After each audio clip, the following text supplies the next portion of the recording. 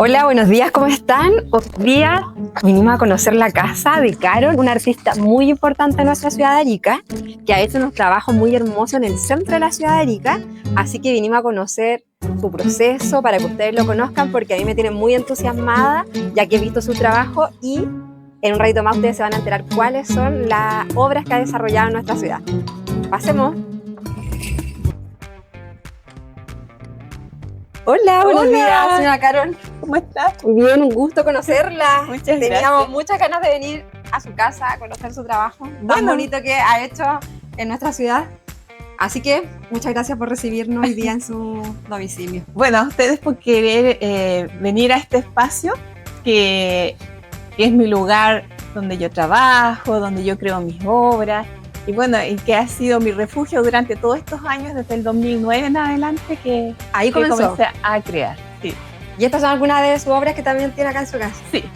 Hermoso. Estas obras han estado en exposiciones a través de la Mesa de Artes Visuales de Arica, ¿Ya? en la cual participo y me siento muy orgullosa de ser miembro también de este espacio que hemos podido crear con mucho esfuerzo igual y nada. Entonces estas sí las expuso y ya el público las ha podido ver en estas presentaciones. Sí. Qué linda. Sí. Y estas son inspiración solo de usted, ¿no? Claro, sí. Bueno, te puedo comentar que estas dos que están a los costados es una colección que hice inspirado en Violeta Parra. Ay, no le puedo creer. Claro. Faltan aquí 3 esculturas que están en este momento en el aeropuerto Chacayuta, que ¿Ya? se exponen permanentemente. Sí, Ha pasado por 3 remodelaciones del aeropuerto y en todas han estado bien mantienen. claro. Se han ido moviendo, en fin, por acá, por allá, pero en el fondo están a la vista constante del flujo de personas que circula dentro del aeropuerto. Así que es un conjunto de piezas que en sí forman esta obra que va a inspirar a Violeta Parra a sus 100 años. Sí. Oiga, qué hermoso. Sí. Y es igual un reconocimiento para usted que las pueda tener en ese espacio, ¿no? Sí. Bueno, eso fue una gestión que se hizo en el año 2017, ¿Ya? Considerando la influencia que tuvo Violeta Parra con respecto a lo que es hoy en día el arte también, en rescatar el patrimonio. Entonces yo quise que estas esculturas quedaran a la vista de todos, no quedaran guardadas en un galpón, en una galería de arte, porque el arte tiene que ser, claro, tiene que ser visto, criticado, en fin, que genere emociones en las personas.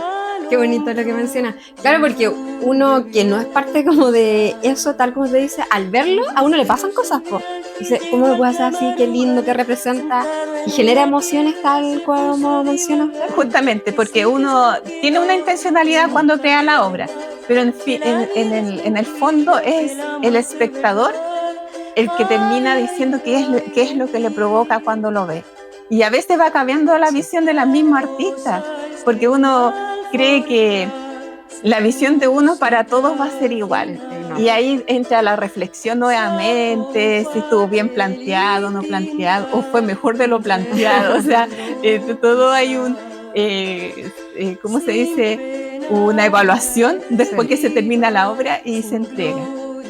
Qué bonito. ¿Y cuánto se demora hacer en una obra así, por ejemplo? Bueno, en esa obra, porque fue un conjunto de muchas piezas, me demoré 6 meses, pero fue maratónico igual, porque igual, de cierta manera, uno se comienza con los diseños, trata de irlos madurando, ver que funciona, a veces funciona súper rápido, o sea, como que en el momento explotan todas las ideas, en fin, pero después hay algunos que son más lentos porque tienes que recopilar más información y ver cómo buscas la inspiración. Y ya encontrando como todas estas piezas, tú ya ahí te lanzas y claro, a veces igual fue complejo, pero nada, pues, o sea, te ayuda mucho visualmente retroalimentar lo que has visto no tan solo del trabajo de artistas que hagan lo mismo que tú, sino que sino que las personas que pintan, que dibujan, también te inspiran. Como otros artistas que también claro, están en otra área. En otras áreas, sí. No, hermoso lo que usted ha hecho. Sí.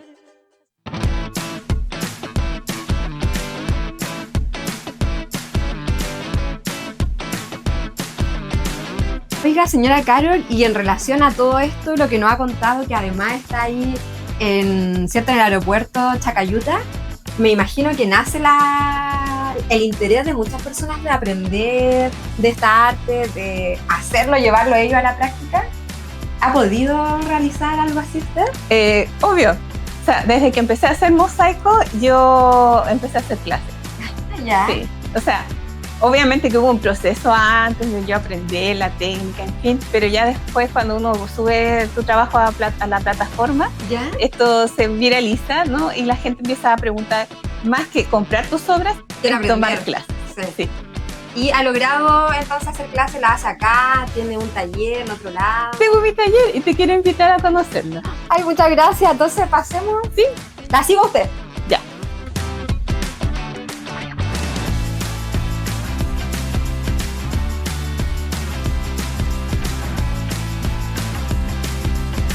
Acá tengo algunos de mis trabajos que he realizado y nada, podemos conversar un rato con respecto a cada cosa que he hecho. Oiga, y acá, ¿cuántas personas generalmente tienen los cursos?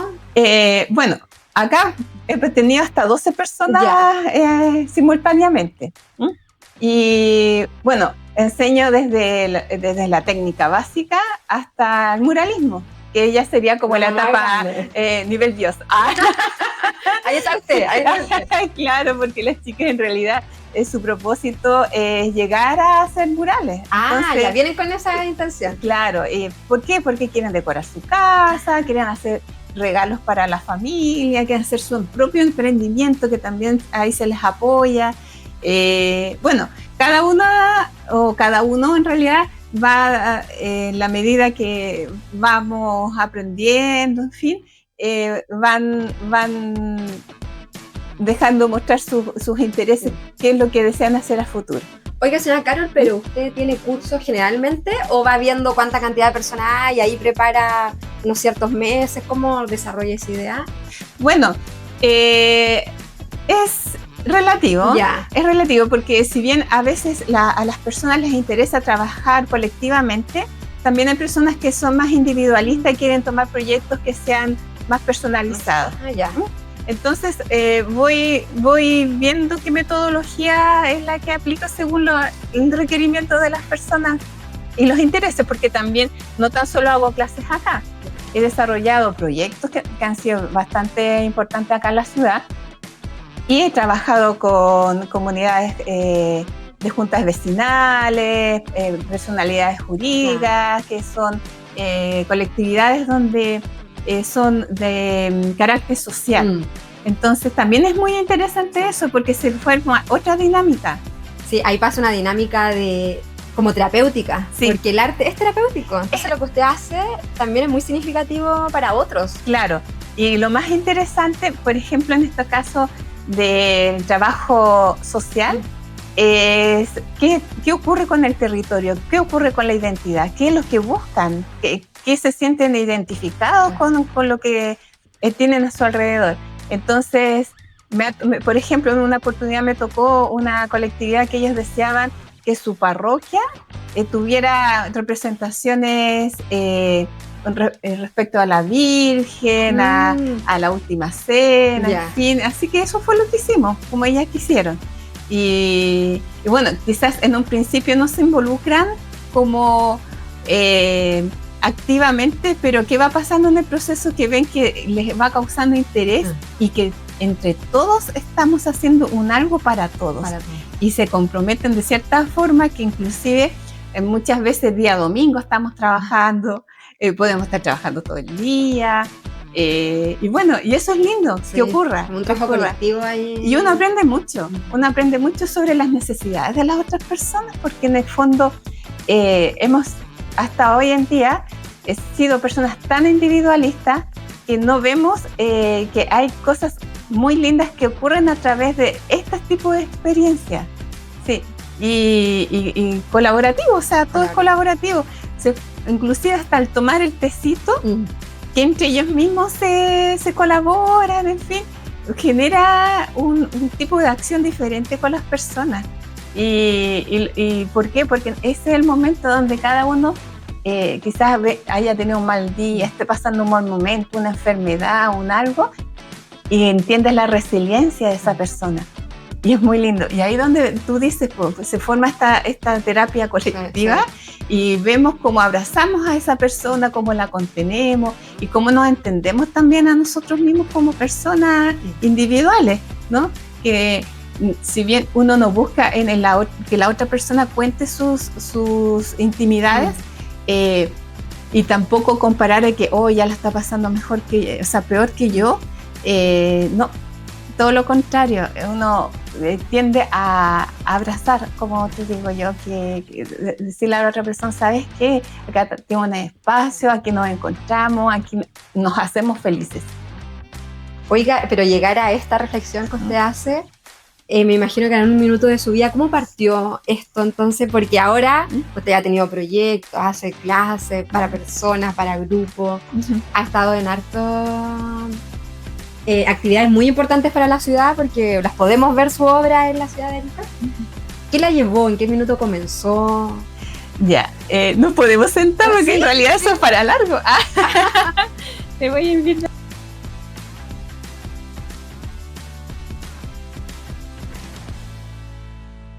Es así la vida, o sea, piensa tú que yo primero empecé estudiando en el Liceo Comercial de Viña, como secretaria administrativa, porque ese era como mi futuro, como lo vio mi madre, pero en realidad uno siempre lleva esa beta artística dentro ¿Usted de siempre ti. sintió esa beta artística dentro de usted? Es que mi madre me formó en eso. Ah, ya. O sea, yo creo que no fue la intención de ella. Grábelo. Mire, ¿por qué te lo digo? Yo creo que no fue la intención de ella formarme como artista. Yo creo que en el fondo ella quería que yo fuera una persona autónoma, que yo fuera capaz de empoderarme. En el fondo mi madre fue una mujer que sufrió mucho porque tuvo 3 parejas, y de las 3 parejas en realidad ella nunca fue feliz porque sufrió violencia intrafamiliar, y quizás dentro de esa misma resiliencia de ella vio en mí de que yo tenía que ser una mujer empoderada, pero no en el sentido de quizás de formarme como, a ver, no como artista, sino que, hija, hay herramientas quizás inconscientemente que ella me las entregó. Claro, no fue directa. No fue directa. Pero de alguna manera sí se las transmitió. Sí, de niña yo siempre anduve de la mano de mi madre porque mi madre fue comerciante, ¿ya? Comerciantes de los años 70 que venían a Arica a comprar telas y las llevaba al sur, las vendía, volvía, compraba cremas, las llevaba, las vendía en el sur porque mi mamá era porteña, ¿ya? Yo nací acá en Arica porque mi madre se enamoró de mi padre acá y nací yo acá. Pero mi madre siempre su beta fue así porque mi madre fue una niña que se crió con sus tías. Y al ser así, ¿por qué? Porque mi madre quedó huérfana al año y medio. Y sus hermanos la otra tenía 3 y el más grande tenía 5 años. Entonces, todas quedan con las tías viviendo. Se crió así. Y la misma necesidad de ella de empezar a trabajar a los 9 años la sacó rápidamente del colegio y a una realidad donde ella tuvo que empezar a armar ampolletas. Contrataban niños en Valparaíso en fábricas para hacer ampolletas porque ellos tenían los dedos muy pequeños, entonces podían meter los hilos dentro de los tubos y para eso los contrataban. Entonces mi madre de pequeñita supo lo que era el trabajo, entonces ella se formó con la vida. ¿Y qué pasó? Obviamente que fue madre a los 14 años, ya a los 15 estaba criando a mi hermana. Después ya a los 23 tuvo a mi otra hermana y fui yo la última en nacer de... ¿Usted es la menor? Sí, la menor. Y bueno, viendo la realidad que nos tocó a nosotras, yo creo que de cierta manera, no sé sí, es como, fue todo natural de lo que yo vi viendo con respecto a cómo ganarte la vida, porque mi madre siempre me dio ese ejemplo, o sea, mi mamá a las 10 de la mañana tenía listo el almuerzo, el aseo, todo, lavaba la ropa y salía conmigo de la mano y yo iba con ella a cobrar, a vender, jugaba con los niños donde mi mamá, por ejemplo, llegaba donde una clienta, atendía a la clienta y jugaba con los niños, pero era porque era una niña, obviamente. Fuimos coleras en la feria dominical, nos poníamos los fines de semana allá, mi mamá vendiendo muñequitas, yo sentadita ahí en un banco mirándola. También llegaban los carabineros, le quitaban la mercadería, mi mamá lloraba y yo veía todas esas cosas. Igual era, quizás de cierta manera yo no sé cómo procesé eso, no sé si con pena en ese momento, pero ahora que estoy adulta veo que fue dura la vida de mi madre. Entonces, ¿qué pasaba conmigo en la casa? Yo igual tuve una niñez que mi madre de cierta manera fue muy, muy visionaria, porque ella en la casa yo siempre tuve tijera, un pegamento, me enseñó a hacer engrudo, me tenía acuarelas, entonces yo me entretenía mucho. Bueno, hoy en día no se hace eso de que los niños están mucho en el computador, uno tenía mucho tiempo para entonces mi mamá siempre me tenía lanas, palillos, crochet, entonces yo ocupaba mucho mi tiempo en eso. Y de hecho mi mamá trabajaba mucho y yo aprendí a escribir y a leer sola. Ella también no tuvo educación, o sea, en el sentido llegó hasta sexto básico, no sabía métodos de enseñar ni nada, entonces para mí era una diversión ir al colegio, aprender cosas, era muy entretenido, o sea, y llegaba del colegio, o sea, cosas, agarraba diario, ponía a cortar letritas, más palabras, sacar mi vocabulario. O sea, de alguna forma el arte siempre estuvo ahí, porque claro, estaban los materiales para que de hecho, claro, cuando tenía que hacer tareas de manualidad, en fin, si bien no había plata en la casa, mi mamá igual, vamos a la playa a buscar conchitas y ganaba y después yo los concursos de arte en el colegio y exponía mis trabajos y todo con material reciclado, o sea, tengo esos recuerdos de cómo mi mamá quizá inconscientemente dejó este bichito en mí de yo crear con mis manos, de ocupar mi mente, y quizás de cierta manera, quizás por la misma contexto que te digo yo de la violencia intrafamiliar, en fin, era como para buscar un espacio para que yo también me expresara, o sea, de cierta manera liberar quizás ese estrés que me producía a mí, ¿no? Fue muy, o sea, entre una cosa y la otra fue bonito lo que ella hizo conmigo, o sea, de cierta manera entregarme las herramientas de decir no es todo tan malo. Ella fue una mujer tremendamente generosa, o sea, ayudó de lo que ella no tenía, igual ayudó a gente que ella ni siquiera, a lo mejor eran tan amistad, pero le entregó un dormitorio para dormir, los ayudaba también económicamente, o si no con ropa, o si no les prestaba plata, o sea, mi madre siempre fue así. Y eso yo lo valoro hoy en día. Lo aprecia mucho, lo tiene ahí muy presente. Demasiado. Entonces, como emprendedora, te puedo decir que fue mi madre quien dejó esta semilla en mí, claro. Y bueno, y con los años... Claro, ¿en qué minuto, señora Carol, ya se empieza a profesionalizar esto? Porque lo que usted hace ya es una profesión finalmente. Claro, mira. ¿Cuándo comienza? Sí. ¿Cuándo comienzo? Esto es una historia que habla de mi propia resiliencia. ¿Por qué? Porque yo igual fui mamá joven, fui madre a los 19 años, ¿ya? Si bien yo postergué mi juventud porque quise ser madre, después me di cuenta ya en la etapa adulta a mis 35 años de que en realidad mi hijo ya estaba grande como para yo seguir quizás aún encuadrada en esa etapa, que uno en realidad madre va a ser hasta el día que te mueras. Quería formarme y desarrollarme profesionalmente. No tenía las lucas, ¿para qué te voy a mentir?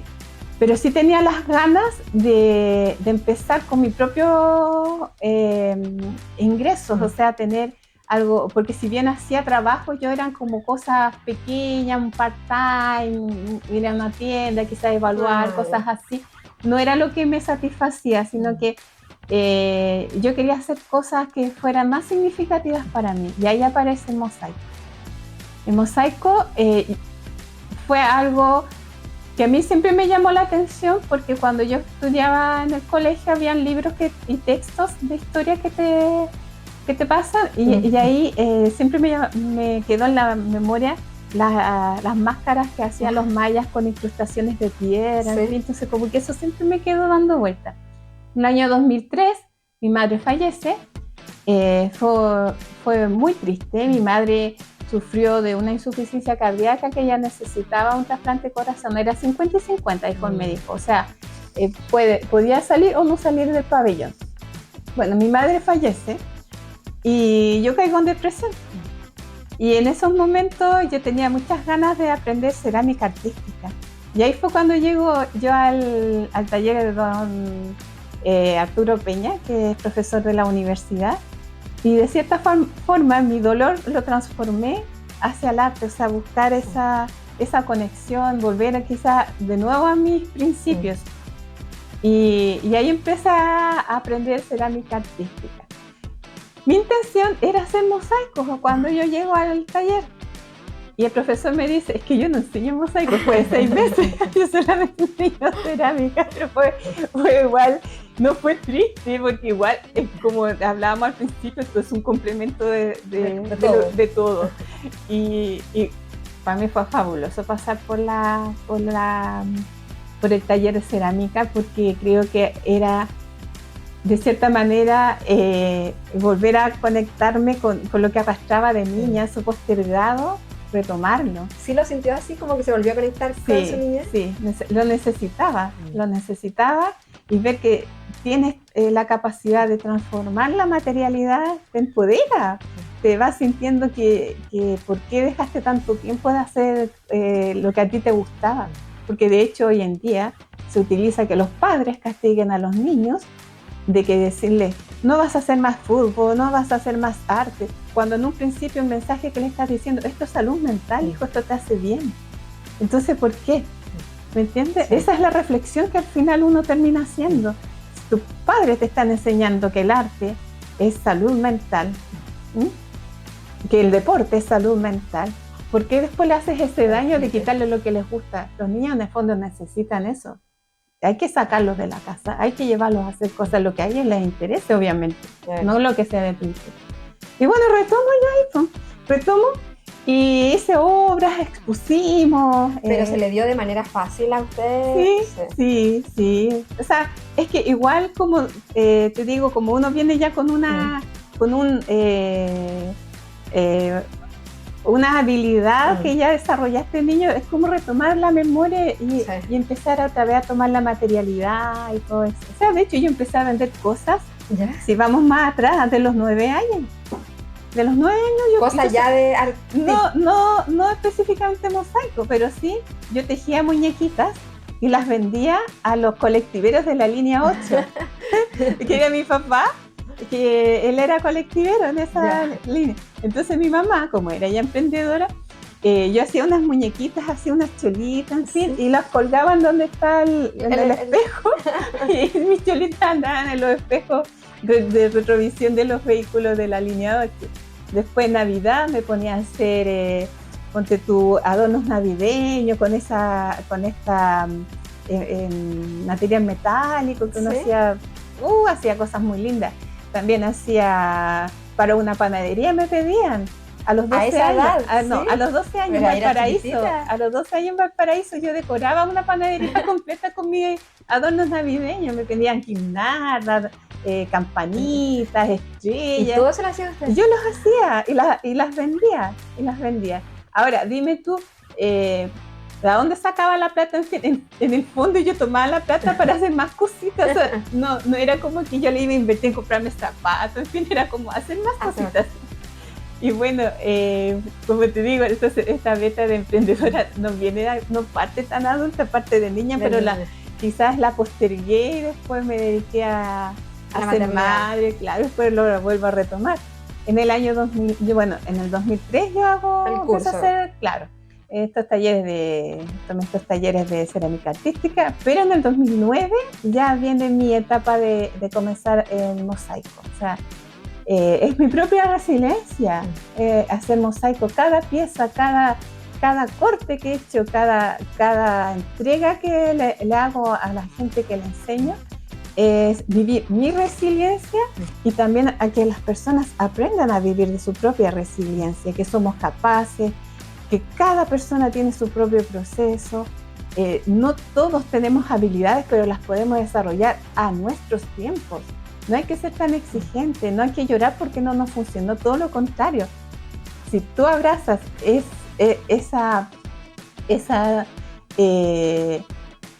lo que te ha fallado, lo puedes tú ir mejorando. Tú miras tus primeros proyectos y después ves cómo vas avanzando. Hay un proceso, que hay madurez también con respecto a tu propio proyecto, que quizás fue algo pequeño, en fin, pero toma tanta importancia cuando ves a todo lo que proyectas en el futuro. Entonces, súper lindo. O sea, yo en un principio, claro, cuando empiezo a hacer mosaico, lo hice también de forma terapéutica, o sea, viviendo mi propia resiliencia, siempre teniendo en la mente de que no todo es vender, sino que también se entrega un poquito tuyo en lo que, cuando la gente te lo compra y ve tu producto, también tú le cuentas, mira, esto fue así, tuvo este proceso, tuvo esta inspiración, y toma un valor, y a la persona lo ve de otra manera, no ve solamente, oh, qué lindo, pero ¿qué hay detrás de eso? ¿Cuántos sacrificios? ¿De dónde sacaste los materiales? Y cuando empiezo yo con el tema de hacer mosaico, en el año 2009 se hace un taller de mosaicos en la OTEC de la UTA, y ahí nos enseñaron a usar cerámicas de estas de casa nomás, porque tú quieras y vas pegando haciendo. Entonces, yo, si bien ya antes como que me había instruido por YouTube cómo se hacían, la profesora igual era como muy básica, pero yo siempre me dejo sorprender con lo que venga. O sea, aunque yo sepa mosaico y voy a otro taller de mosaico, en fin, tú siempre vas a aprender algo. Y también puedes aportar cosas que también hasta los profesores te lo agradecen. Yo le agradezco mucho a mis alumnas porque también aprendo de ellas, de sus necesidades, y también me hacen cuestionarme y me hacen investigar y todo eso.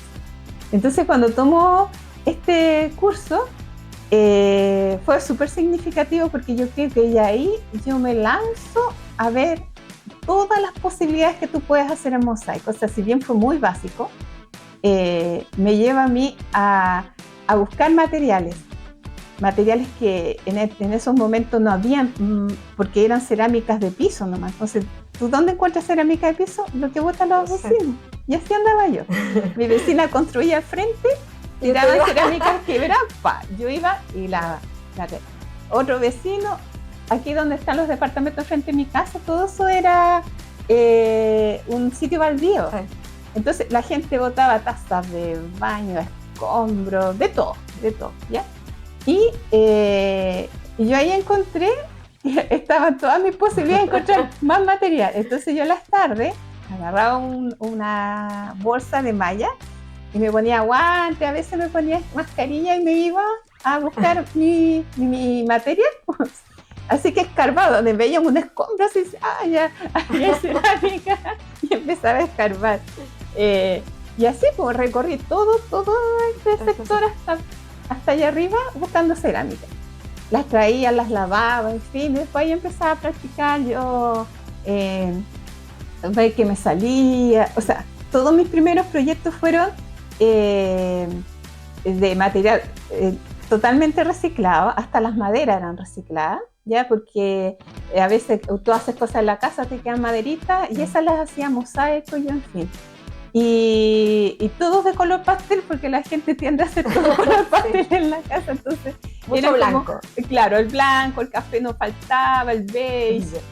Mira, era una maravilla si encontraba una palmeta que fuera color rosado o algo naranja, algo rojo, era un oro. O sea, era un tesoro.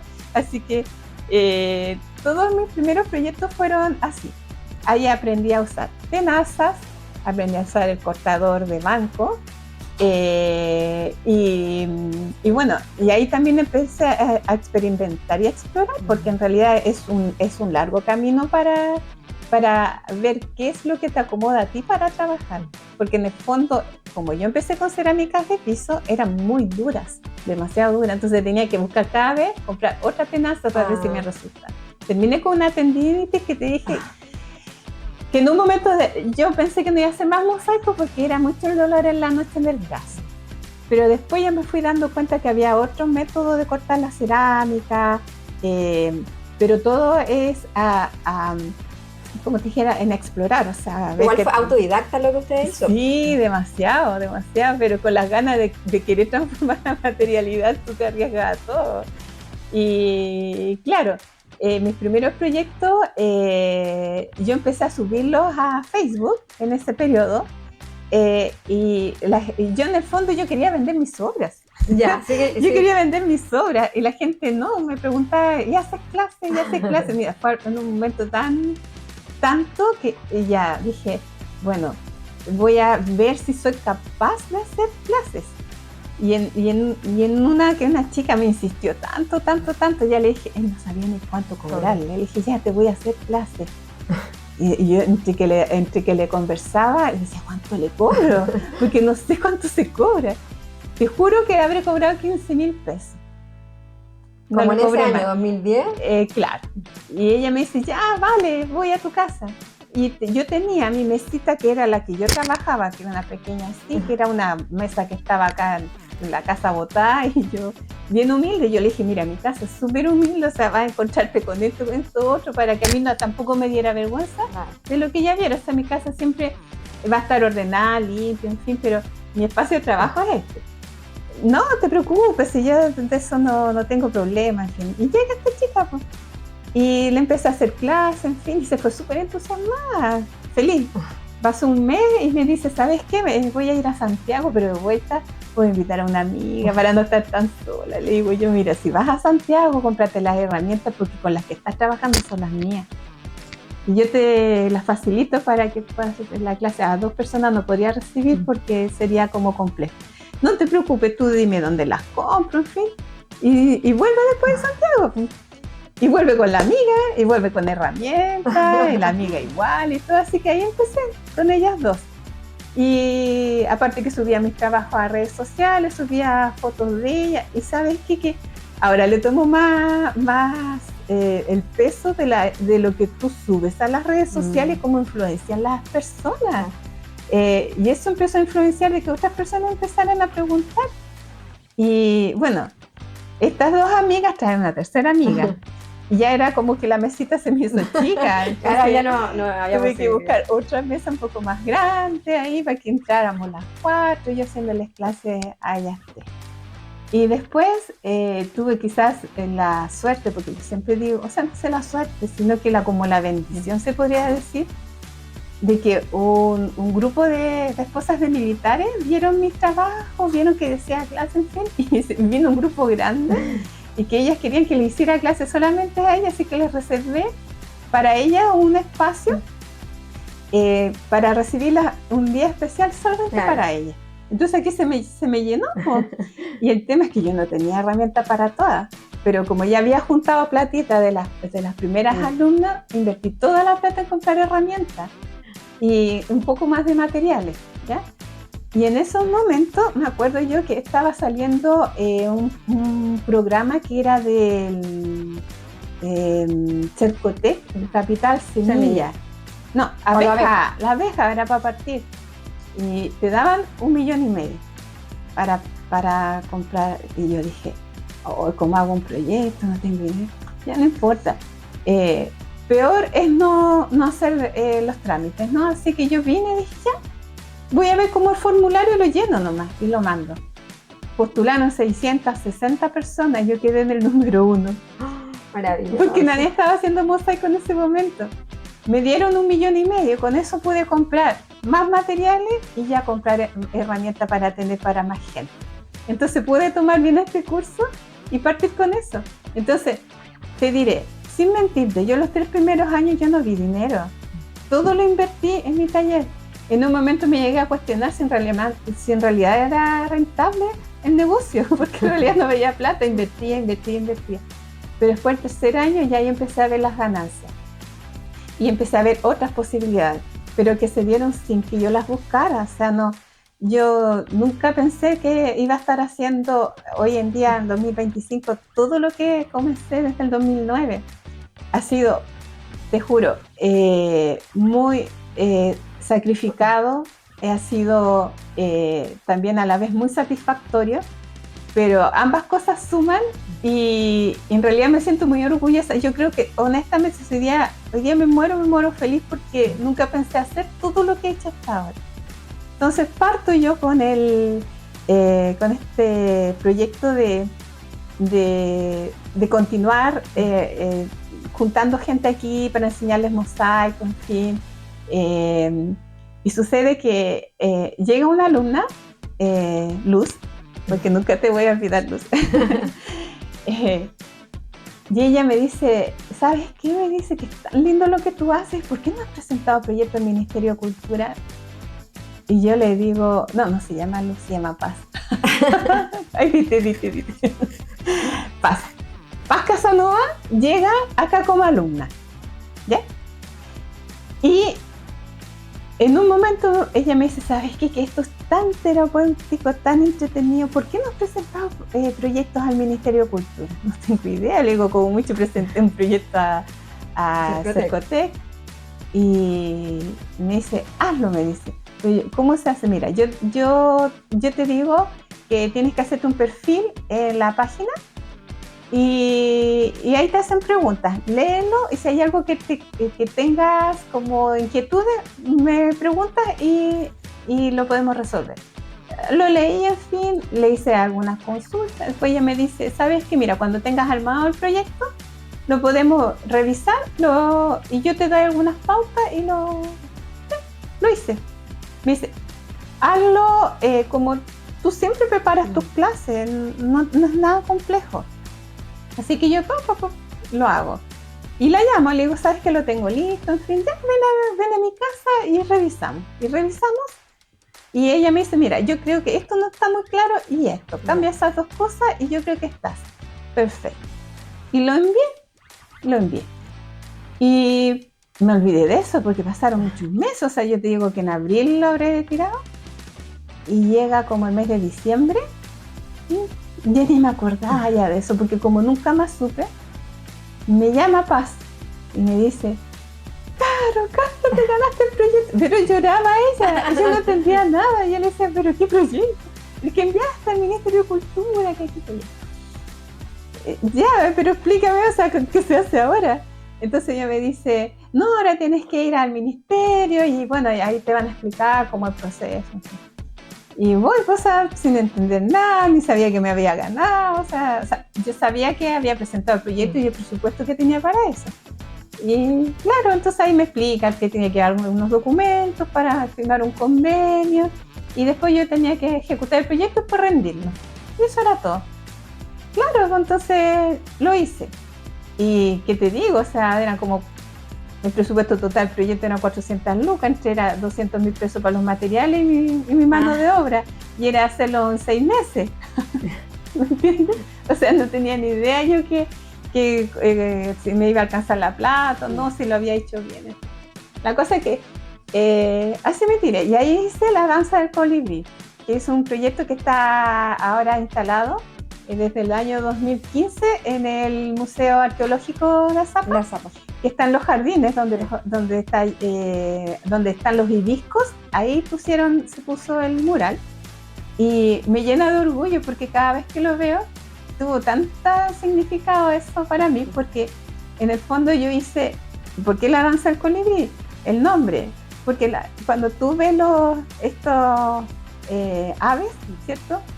Van de flor en flor y hacen sus vueltas, así. Para mí es como una danza.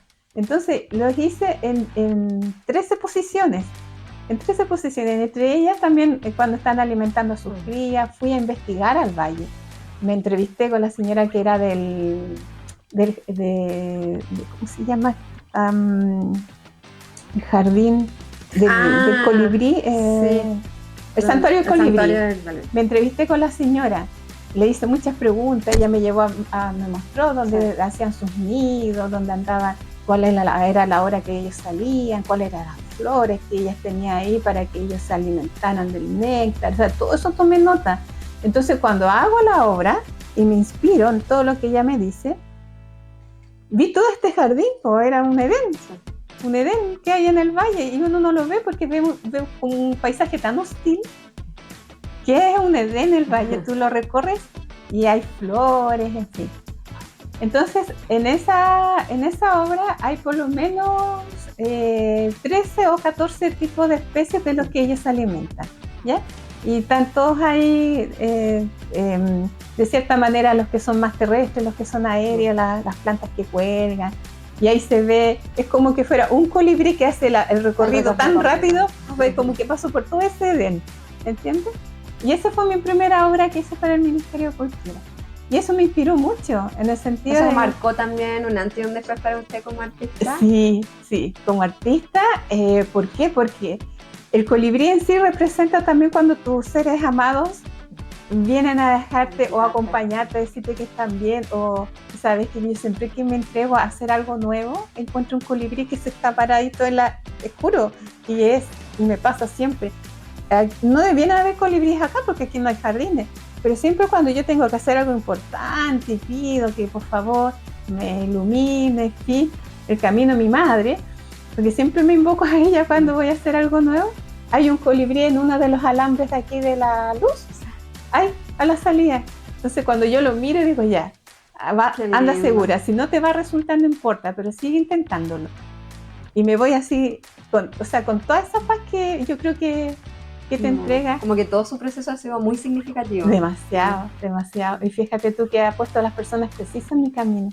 Y sin buscarlas, sin forzar nada, si bien golpeé muchas puertas, o sea, siempre cuando empecé mi emprendimiento, como te decía, uno vive de su propia resiliencia. A mí no me dio vergüenza ir a golpear la puerta 21 de mayo de muchas tiendas, que eran tiendas de ropa, donde yo les decía, miren, yo hago mosaicos, si quieren decorar su piso. No, gracias. Pero ¿sabes qué? Es como parte de tu crecimiento personal. Pero no me avergüenzo de decirlo, porque yo creo que esas muchas tiendas de los años que te hablo, me conocieron y no tenía ni idea de lo que iba a estar haciendo ahora. Y no me avergüenzo.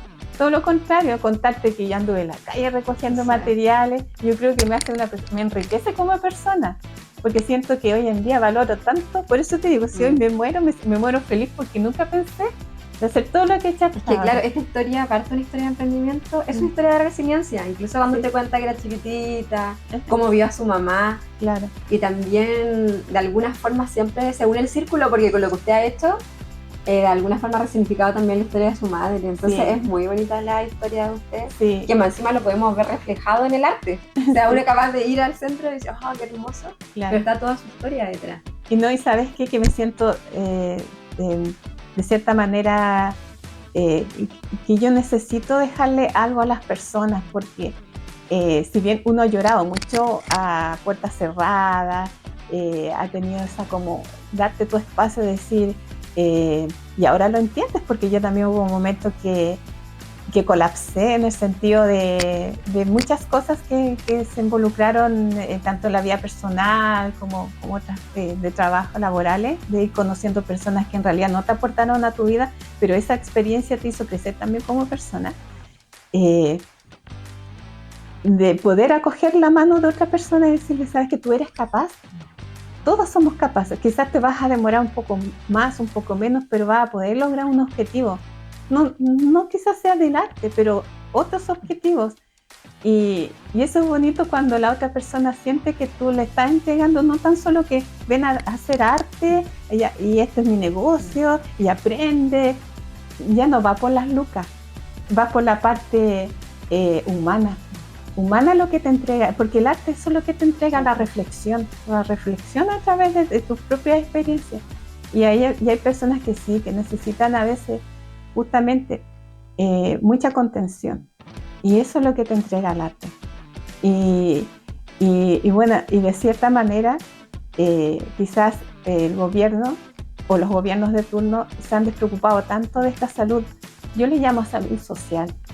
¿Por qué? Porque el solo hecho, no toda la gente tiene plata para pagar un curso y ir al psicólogo, en fin, pero le hace mucha falta tomar más conciencia a los gobiernos de turno, que sea el que venga, el que esté y el que se fue, volver a retomar y replantear esto de que la salud mental en Chile está muy mal, que hay que generar más espacios.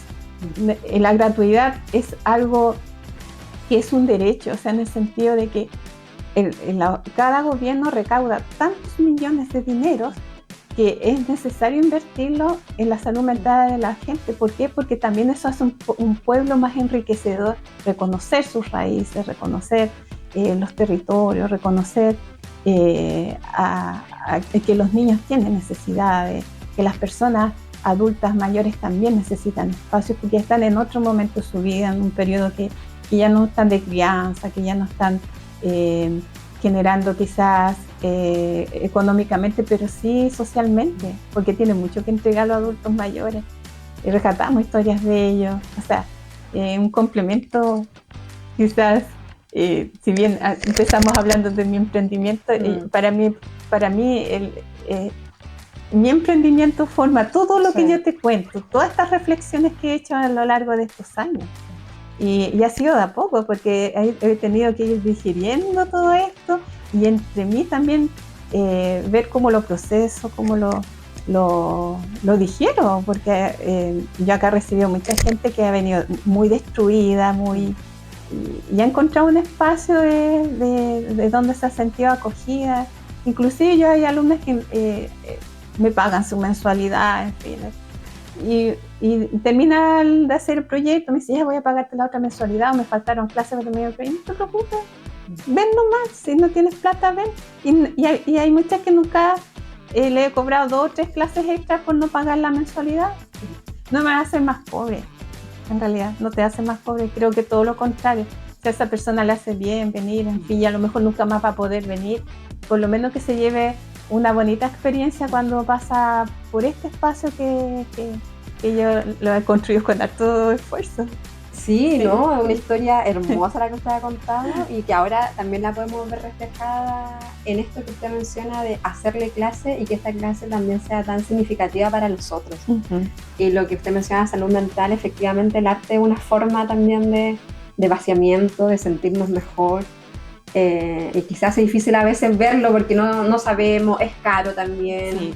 Entonces esta es una oportunidad, lo que usted hace es hermoso, aparte de lo que uno puede ver, hay otro proceso ahí para todas las personas que han tomado sus cursos entonces. Sí, mira, si yo tomara cuenta de cuántas personas he conocido desde que partí hasta ahora, por lo menos son 4.000 personas, ¿sí? ¿Por qué? Porque también hago clases a niños, a colegios, claro, he tenido la oportunidad de participar en programas de gobierno, donde he ido inclusive, eso fue una experiencia muy linda, ir a Cotpa, una realidad tan diferente, tan como te dijera, tan envidiable. O sea, a mí me encantaría estar en esa escuelita que ese profesor quiere hacerte la clase a la orilla del río, te puede llevar. O sea, te dan toda esa, es que el niño al recreo puede salir a comprarse un cubo y volver a la escuela porque todo es tan chiquitito, tienes alumnos de 3, 4 alumnos en la sala, niños que son súper, como te dijera, tienen una ingenuidad todavía que en los niños de ciudad no se ve. Yo siempre hago clases de niños de quinto básico para arriba. Yeah. Entonces, cada uno es una experiencia diferente. Como le planteas la experiencia, porque en el fondo mis clases son una experiencia. No es una clase con, bueno, si bien tiene una metodología muy, muy pensada, muy planificada, en fin, al final es el niño el que ve cómo interactúa con esta metodología. Cuando tú le rompes el espacio al niño, que están todos mirando la pizarra y tú les dices, ya, hoy vamos a trabajar en grupo. Entonces ellos te quedan mirando. Y dicen, ya, ¿y con quién tengo que trabajar yo? Porque hasta eso les da miedo. Ustedes vean, con quién se sientan cómodos, armen su grupo. ¿En serio, profe? Entonces ahí te entra a ti como que la educación está tan así todavía, que los niños hasta se asustan cuando tú les planteas, háganlo como ustedes quieran. Entonces, cuando ya ven eso, entre ellos se escogen cómo quieren formar su grupo.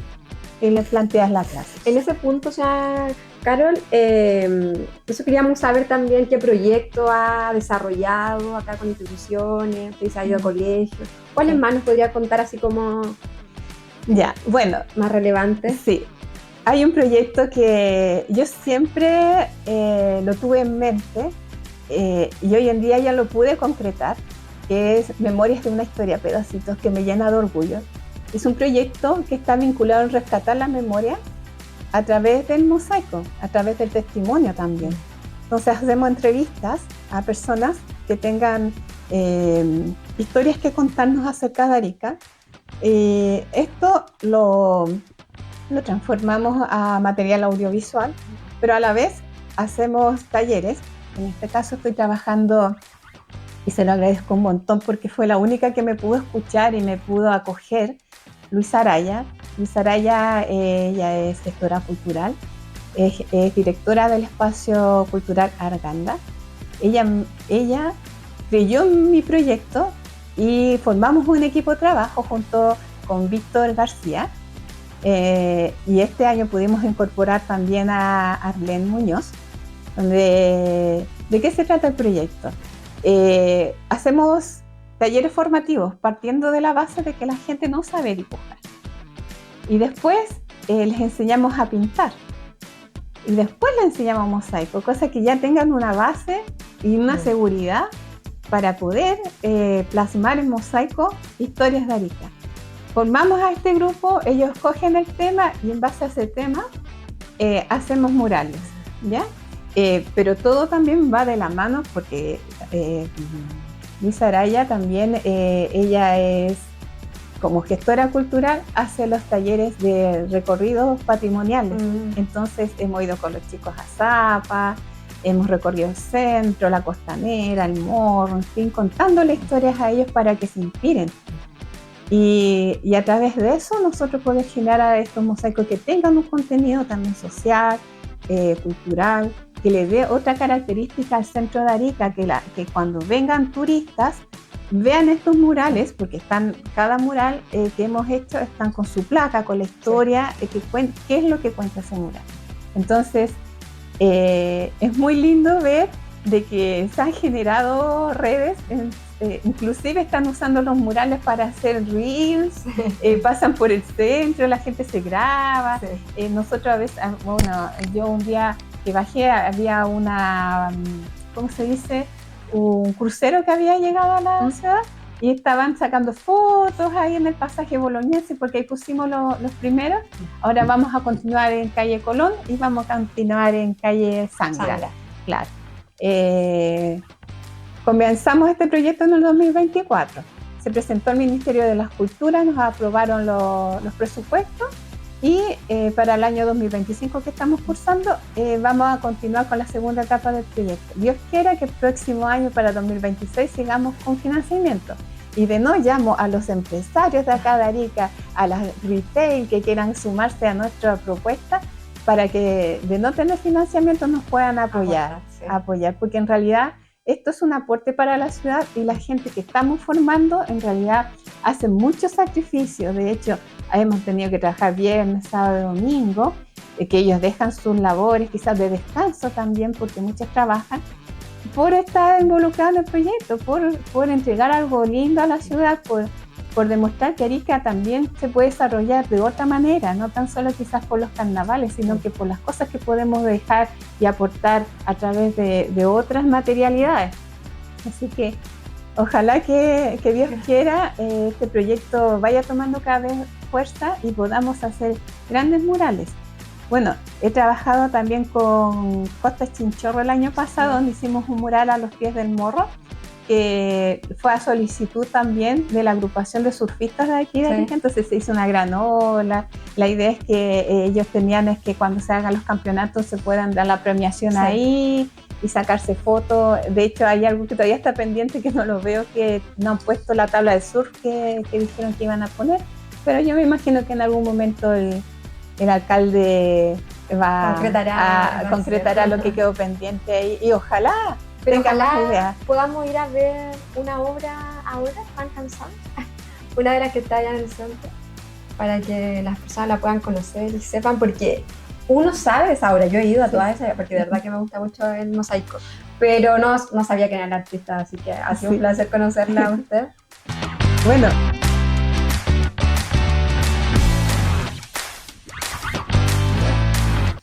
Oiga, señora Carol, también por lo que nos comentaba ahí detrás de cámara, usted igual pinta su propia cerámica. Claro. Bueno, hace unos años atrás, que presenté uno de mis proyectos que te hablaba de 100 años Violeta Parra, tuve la oportunidad de poder solicitar un horno para pintar mi material.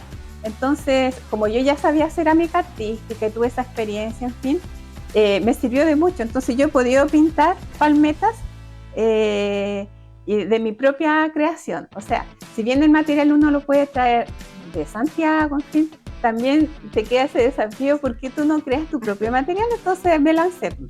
Si bien hice las primeras palmetas para ese proyecto, también hice vitrofusión en las esculturas que se encuentran en el aeropuerto. ¿Ya? Las 3 esculturas que hablan de Violeta Parra son 2 manos que están así y Violeta en el centro, ¿ya? Ahí van estos productos que hice, los primeros productos que hice en mi horno y también cerámica.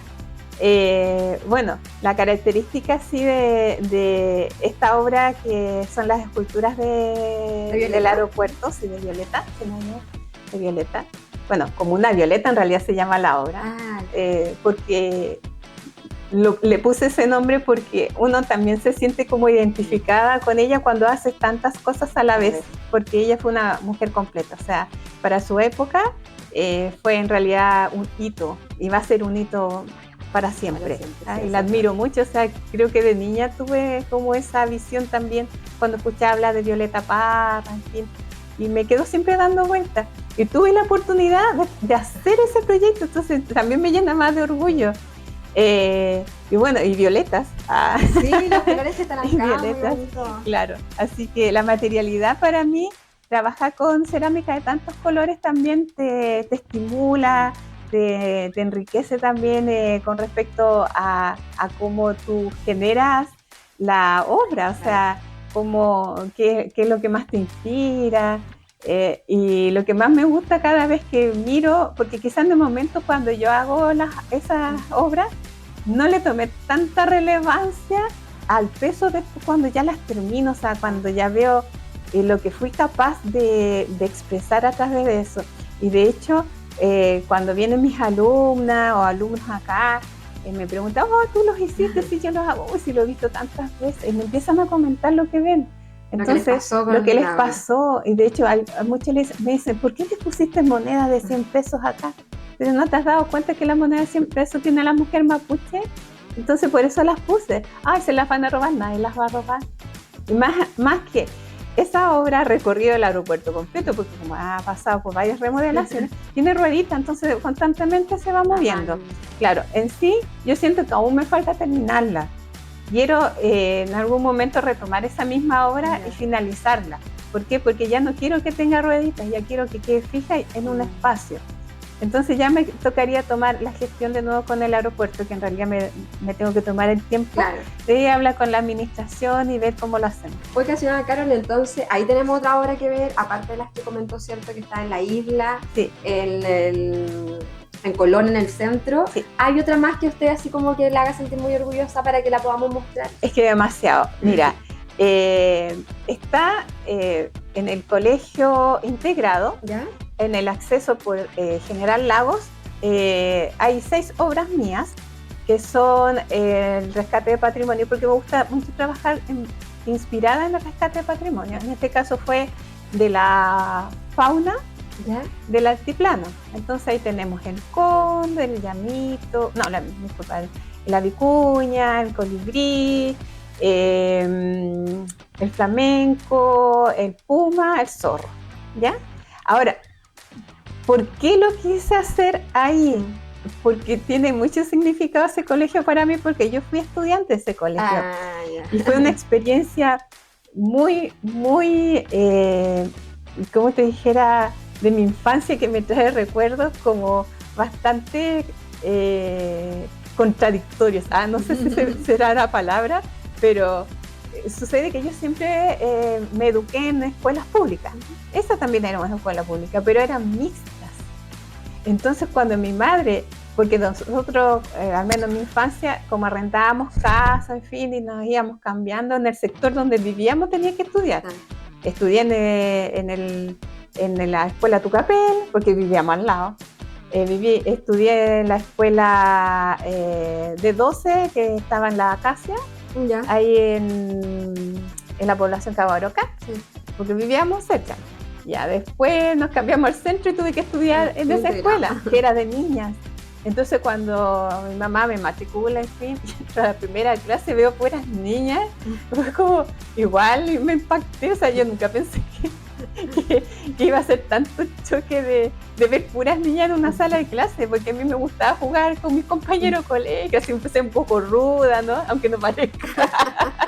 Andar corriendo, empujando, sí, hacer igual cosas de niño, lo encontraba muy entretenido, estar tirando el trompo, jugar a la bolita. Y de repente Claro, entonces estar al cordel con las niñas, el elástico, te juro, o sea, fue como bastante, me costó acostumbrarme. Ya. Pero vivíamos a la vuelta y tenía que estudiar ahí. Y claro, los niños estaban en el otro patio, en el otro. Bueno, entonces cuando yo puedo ya postular y ya se hace el proyecto, me lancé, pues, no es peor trámite que no se hace, ya, me tiro. Y presenté proyectos para hacer rescate de patrimonio, de hacer mosaicos para el colegio. En un principio fue a hablar con el director me dice, ¿sabes que este es un colegio que es patrimonial, no se pueden tocar las murallas? Qué lamentable, pero ¿sabes qué? Que a los 2 días vuelvo con otra propuesta, le digo, no toquemos los muros, entonces puedo hacer atriles metálicos y ahí los pongo y los ponemos de esta manera. Ahí sí, porque eso se pueden sacar, se pueden trasladar y no hay problemas hasta en algún momento el ministerio se lo solicita. Hagámoslo, me dijo, y me hace la carta de que me apoya, en fin, y bueno, con esa carta pude postular el proyecto y fue aprobado los fondos.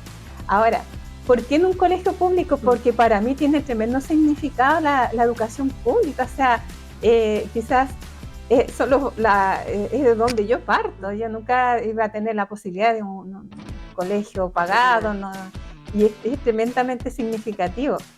¿Por qué? Porque a la vez también los colegios públicos, al menos de la época que yo soy, te enseñaban mucho manualidad, cosas que ahora se ha perdido mucho, ¿no? Entonces, también... Y resignificar también ese espacio, porque es tan amplia la parte que se entra por ahí, que está para estacionamiento, en fin. Lo otro, ver que no hay que marginar a los chicos porque sean de colegios públicos, de no estar cerca del arte. De hecho, mi intención es que siempre mis obras estén expuestas a la gente, que la gente camine por la calle, las explore, las viva, las toque, se cuestione, que no estén en una galería de arte. Para mí es fabuloso. O sea, un museo, o sea, se puede decir galerías abiertas. Ojalá que todas las obras pudieran ser así. Pero en este caso el mosaico se puede. Entonces, y es lo que te llama, pues, hacer murales y te incentiva. Así que también ahí tenemos otro lugar para... Tienen que ir a conocer, claro. Sí. Y de hecho cuando se inauguró ese proyecto, la gente cuando destapamos y todo, los niños felices los tocaban.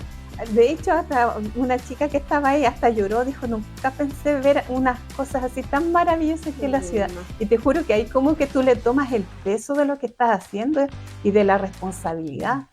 ¿Qué es lo que estás entregando? Y ahí ya como que yo empiezo este camino de ahí para adelante, a que todo lo que haga tiene que ser bien pensado, bien planificado, o sea, con el respeto de lo que la gente ve y el entorno en donde se interviene. Uh-huh.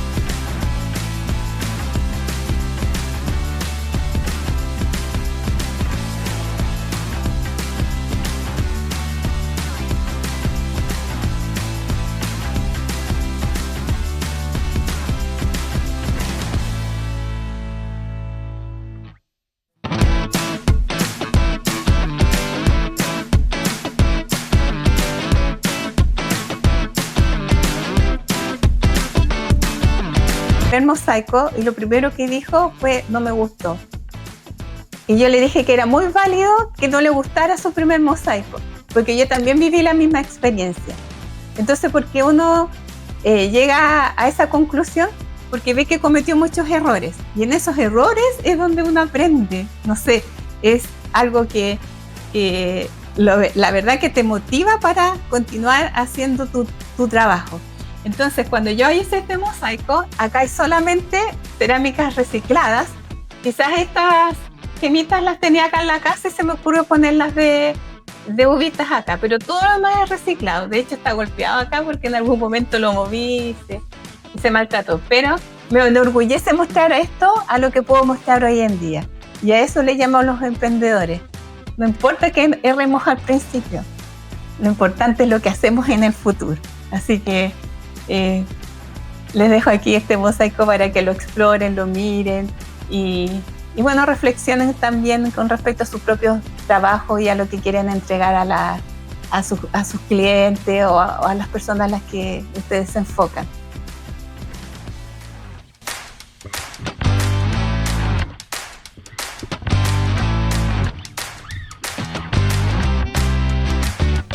Bueno, señora Carol, le queremos dar las gracias por esta oportunidad de conocer su espacio donde usted trabaja. Ha sido una historia de mucha resiliencia, así que nos gustaría desde ahí saber qué consejo, qué mensaje le daría a los emprendedores que están comenzando o que llevan algún tiempo y se sienten frustrados a veces, dado la historia de usted. ¿Qué mensaje les dejaría?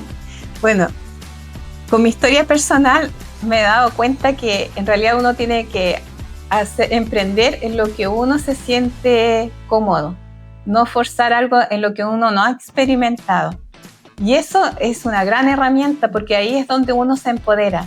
Yo quizás quiera partir con un restaurante y nunca he tenido experiencia en eso y puede ser fatal para un emprendimiento.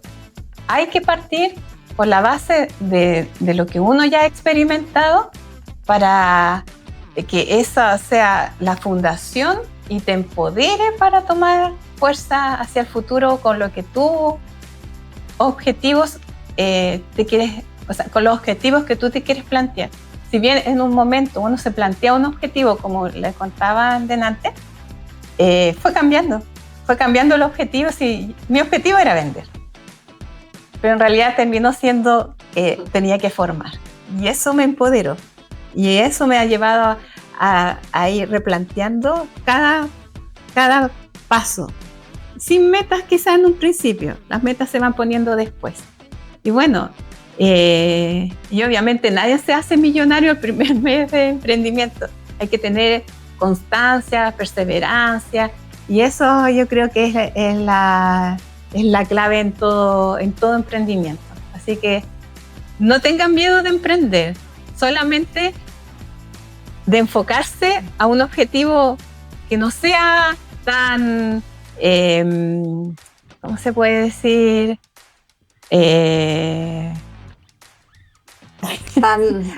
A ver, corte nomás. Es que, el objetivo ahí... usted quiere decir como que no sea tan grande, tan alto. Claro, tan alto, porque se van a empezar a frustrar. Ahí sí.